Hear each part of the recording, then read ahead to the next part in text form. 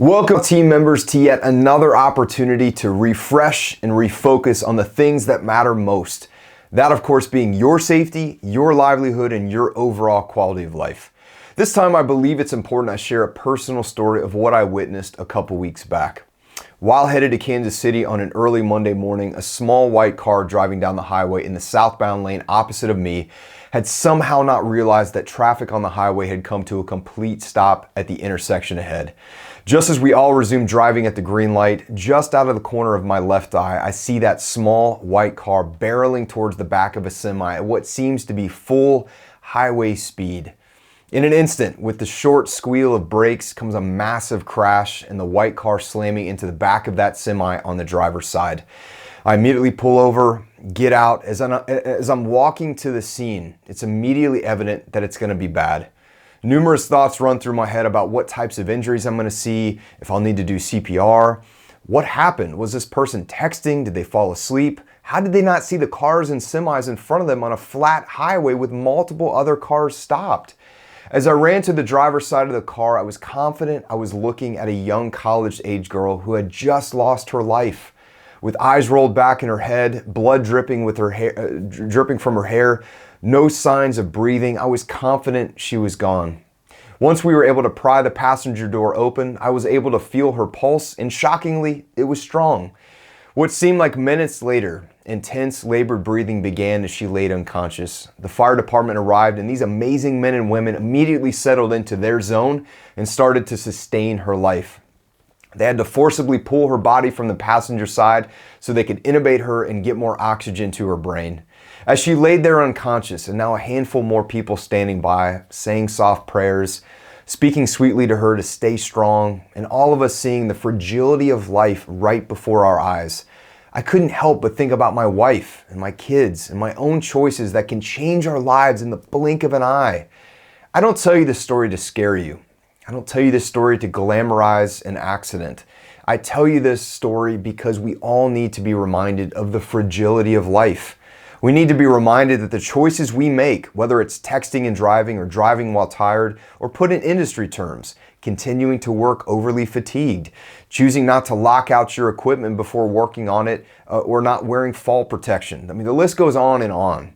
Make good choices and be prepared to take responsibility for those choices. As far as this young girl, please keep her in your thoughts and prayers, as well as for her family and her friends, as they all deal with the stress and anxiety of seeing their daughter, their sister, their cousin, their friend fight for her life.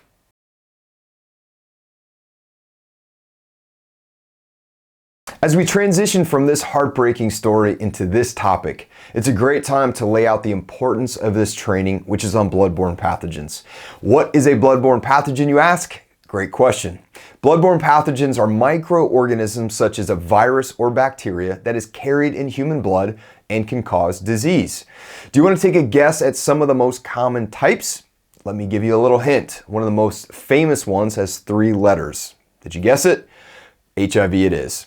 2 of the other more common types are hepatitis B and C. There's also one that just a few years ago was all over the news, and you would have thought we were on the cusp of a zombie apocalypse. Any guesses on that? Ebola, also a bloodborne pathogen. So what each of you need to understand is that all of you have the opportunity to be exposed to these pathogens. Maintenance and janitorial staff are cleaning up all sorts of nastiness each day. Anyone doing a blue-collar type job has the opportunity to get cuts, scrapes, lacerations, and all of the above. Of course, it's a given that medical practitioners and first responders are having to deal with protecting themselves from these bloodborne hazards on a daily basis. And what's crazy about their role is they often have to safely perform around these hazards in chaotic and almost war zone type scenarios where they're rushing in as first responders, just like the story I opened this training up with. Knowing how to effectively protect yourself from the student who vomits in the classroom, to the teammate who's cut their finger on a tool, to the accident victim that's needing medical assistance. It's critical that you learn how to protect yourself, and this training seeks to provide you with all of the necessary information to do just that.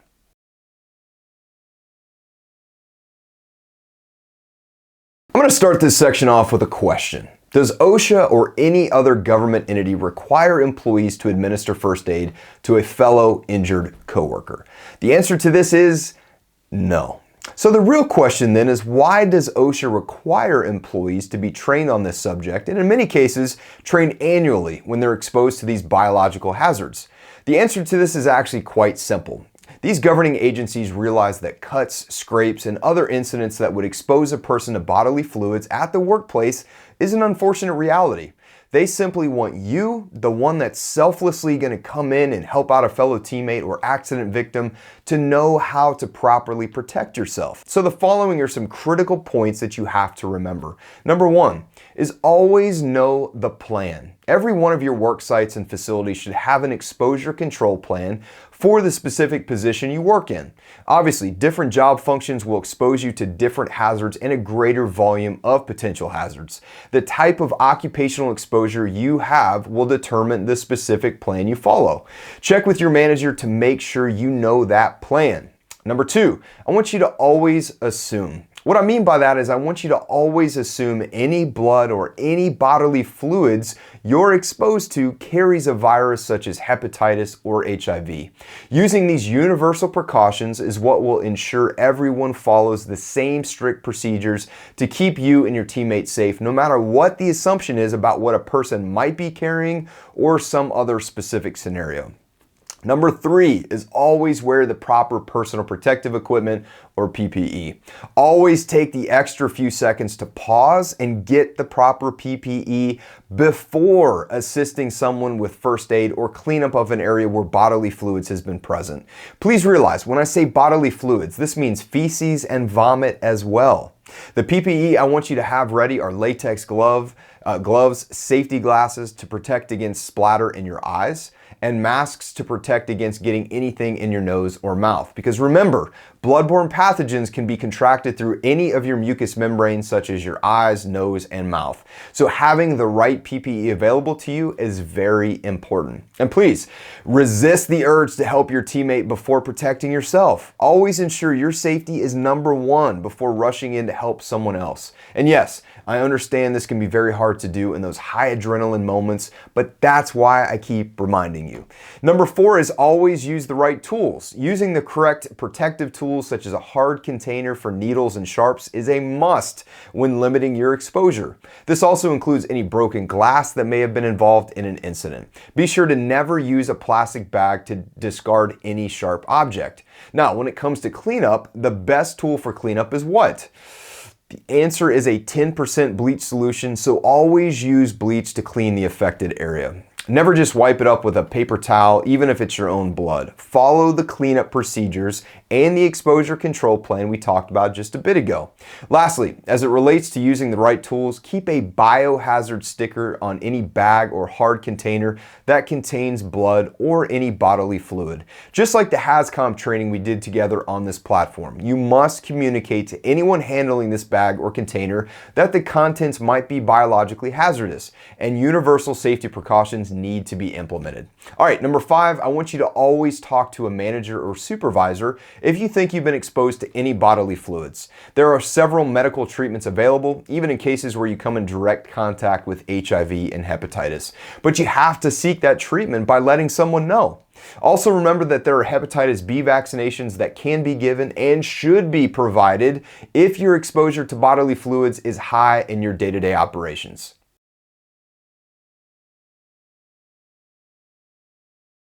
In this next segment, we're going to run through two scenarios, and I want you to look at the pictures, pause the video on each picture, and give yourself and your teammates enough time to come up with a list of things being done wrong and what the corrective action should be. Then I'll show you a picture of what the corrective action looks like. So in this first picture, pause the video and write down what you would do after learning how to protect yourself from bloodborne pathogens like we just did.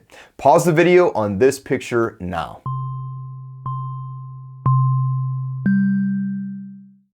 All right, so let's take a look at what you found. While we can appreciate the teammate trying to rush in and begin applying pressure to the wound, he's clearly not wearing gloves and he's creating more exposure than there needs to be. 101, right? But as we discussed, he was probably well-intentioned and rushed right in. Let me ask you this. What is she wearing that he's not wearing? That's right, she's wearing safety glasses, but he's not.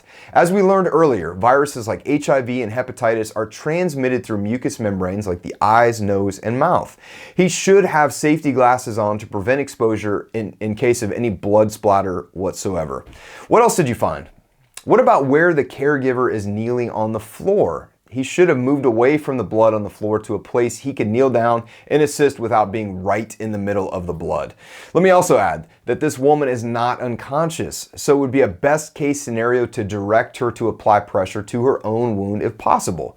Even with gloves, that reduces his exposure that much more. So let's take a look at the corrected picture. First, you see that he's now wearing gloves. Second, you see that they've moved away from the splatter on the ground and that he's also directing her to apply pressure to her own wound. And finally, he's wearing safety glasses to prevent exposure to his eyes. Good job.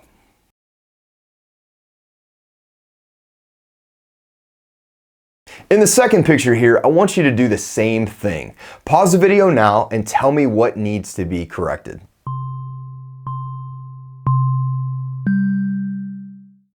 Okay, so we have this guy that looks as though he's ready to deal with an Ebola outbreak, but right off the bat, he's missing one very obvious thing, that being gloves. But let me add this important point, and actually I'll ask it in the form of a question.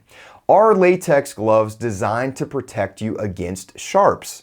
The answer is an easy no. So even if you had latex gloves on, he shouldn't be trying to pick up the contaminated sharp objects. The next thing we're looking at here is the fact that he's placing sharps in a plastic bag.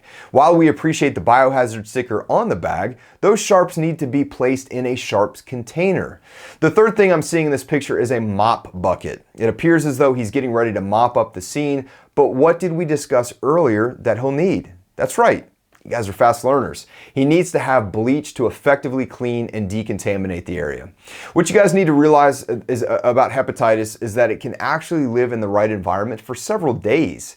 HIV is a weaker virus when it comes to air exposure, but it can still live for several hours outside of the human body. So that being said, use bleach to nuke that stuff, all right?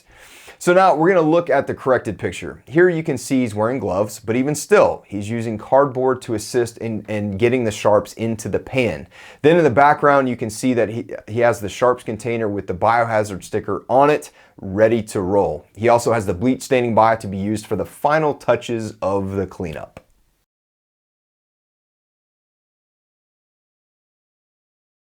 Now that we've gone through the various ways bloodborne pathogens can be spread, how to protect yourself, and even a couple scenarios on how to correct typical mistakes, I'm going to take you back through a quick list of always. And it goes a little something like this.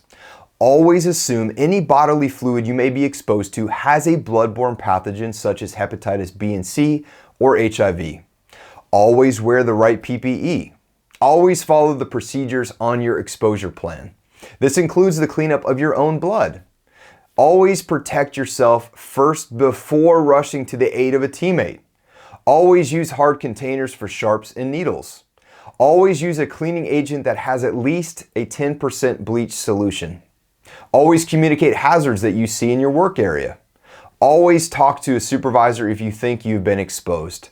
And always reach out to the safety team with any questions you might have about this video, as well as the others in our library. Please remember to practice universal precautions when it comes to your exposure to bodily fluids. And with that being said, even if we don't know you personally, please know we care about you. Until the next time and the next training.